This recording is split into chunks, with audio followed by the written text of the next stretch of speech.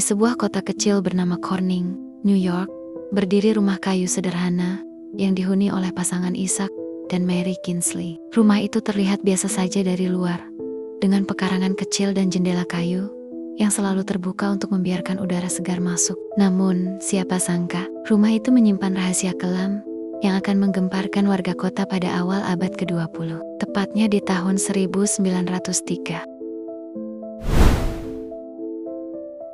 Mary dan Isaac memiliki seorang putri bernama Nellie. Namun, Nellie Kinsley bukan anak kandung mereka. Ia diadopsi ketika berusia 2 tahun, setelah kedua orang tuanya meninggal dunia karena wabah penyakit yang melanda kota tetangga. Mary adalah sosok yang penyayang, selalu memperlakukan Nellie layaknya darah dagingnya sendiri. Isaac pun tak kalah hangat. Ia sering terlihat menggendong Nellie kecil ketika pulang kerja, memperdengarkan cerita-cerita rakyat dengan suara beratnya yang membuat Nellie selalu tertidur di pelukannya. Tahun demi tahun berlalu, Nellie tumbuh menjadi gadis remaja yang lincah dan cerdas. Ia sering membantu ibunya di dapur, menyapu halaman, dan bahkan memetik bunga liar untuk diletakkan di meja makan. Dari luar, keluarga Kinsley tampak sempurna. Namun di balik senyum Nellie, ada rasa gelisah yang perlahan tumbuh menjadi sesuatu yang lebih gelap.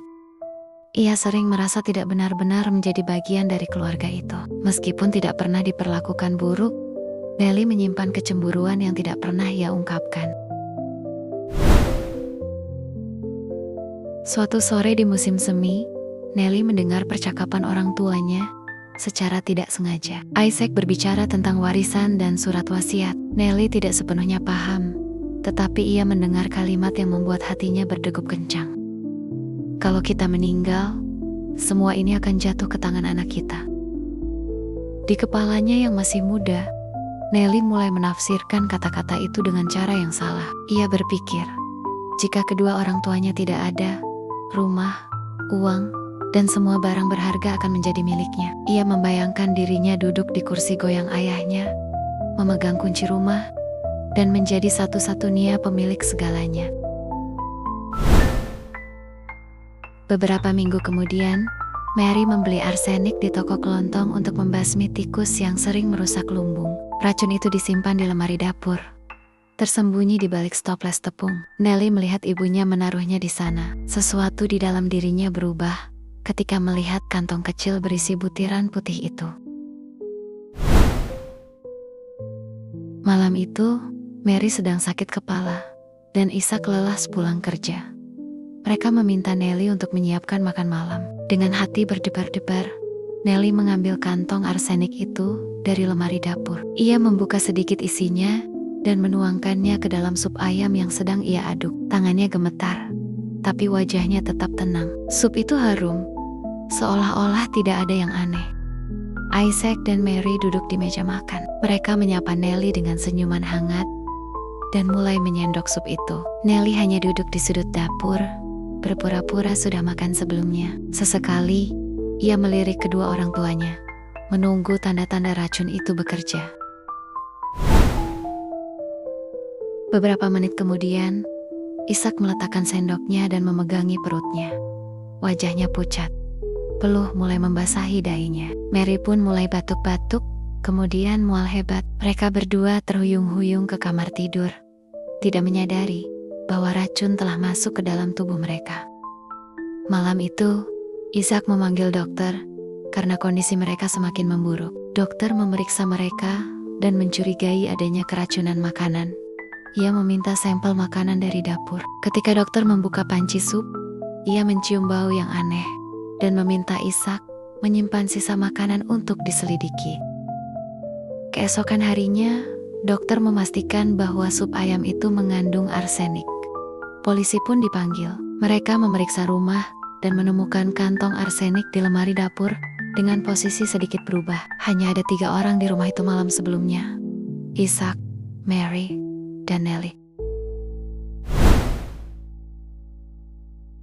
Awalnya, Nellie mencoba bersikap biasa saja, namun teman-temannya di sekolah membocorkan sesuatu yang mengerikan. Mereka mengatakan bahwa Nellie pernah membual, "Kalau papa mama mati, rumah ini jadi milikku. Aku sudah tahu cara supaya itu terjadi."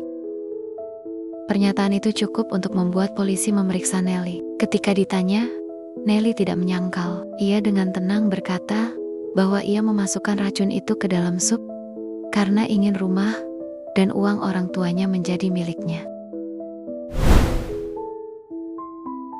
Karena usianya masih 13 tahun, Nelly tidak dimasukkan ke penjara. Ia dibawa ke Susquehanna Home, sebuah lembaga rehabilitasi untuk anak-anak bermasalah. Di sana, Nelly menjalani pemeriksaan mental. Para dokter bingung dengan ketenangan Nelly. Tidak ada rasa bersalah di wajahnya. Tidak ada air mata penyesalan. Ia hanya duduk di tepi ranjang, menatap keluar jendela dengan tatapan kosong. Sementara itu, Mary masih terbaring lemah di rumah sakit. Ia selamat, tetapi racun itu telah merusak sebagian sarafnya. Dokter mengatakan, kemungkinan Mary akan lumpuh di kaki kirinya. Isaac yang juga selamat, kini harus mengurus istrinya, sambil memikirkan nasib anak yang pernah mereka sayangi sepenuh hati. Kabar tentang Nelly menyebar cepat ke seluruh kota. Warga Corning gempar. Sebagian merasa ngeri, sebagian lagi tidak percaya bahwa gadis sekecil itu mampu merencanakan pembunuhan. Beberapa orang menyalahkan Isaac dan Mary karena dianggap terlalu memanjakan anak angkat mereka. Namun banyak juga yang bersimpati kepada keluarga Kingsley yang telah kehilangan rasa aman di rumah mereka sendiri. Di Susquehanna Home, Nelly menjalani hari-hari dengan rutinitas ketat. Ia belajar membaca, menulis, dan menjahit bersama anak-anak lain. Tapi tidak seperti mereka. Nelly jarang berbicara. Ia lebih suka menyendiri di pojok ruangan, menggambar rumah dengan pagar kayu tinggi. Mungkin menggambar kembali rumah Kingsley yang dulu ia anggap miliknya. Isaac dan Mary akhirnya pulang ke rumah mereka, mencoba membangun hidup yang retak. Di ruang makan, kursi yang dulu ditempati Nelly kini kosong. Rumah itu sunyi, hanya suara jam dinding yang sesekali terdengar.